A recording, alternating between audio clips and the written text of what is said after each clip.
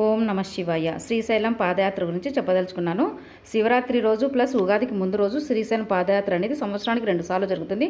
శివరాత్రి జరిగే పాదయాత్ర అందులో కర్ణాటక భక్తులు ప్లస్ మన ఆంధ్ర ప్రజలు అయితే ఎక్కువగా పాల్గొంటారు. కానీ ఉగాది శ్రీశైలం పాదయాత్రలు మాత్రం కర్ణాటక ప్రజలు ఎక్కువగా ఉంటారు. ఎందుకంటే వాళ్ళ ఇంటి ఆడపడుచు ఇలవెల్పు అయినటువంటి శ్రీశైలం అమ్మవారికి పసుపు కుంకుమ సమర్పించడం కోసం వీళ్ళు కర్ణాటక ప్రాంతం నుంచి కాలినడకైతే వస్తారన్నమాట.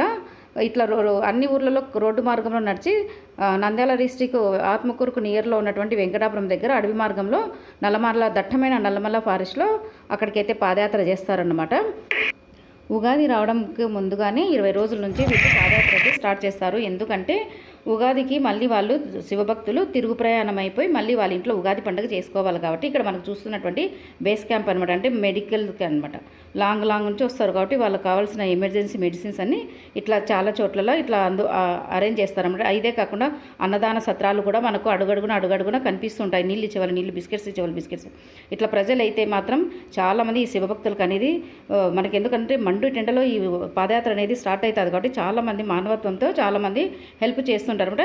ఇట్లా రకరకాలుగా వెళ్తుంటారు. ఇట్లా పాదయాత్ర అనేది లేడీస్, చిన్నపిల్లలు, పెద్ద పిల్లలు, ముసలి వాళ్ళు అనేది లేకుండా వాళ్ళ ఇంటి సాంప్రదాయాన్ని అయితే మర్చిపోకుండా అమ్మవారికి అయితే చీర సార సమర్పించి మళ్ళీ తిరుగు వాళ్ళ ఇంటికి అయితే భక్తులు చేరుకుంటారు.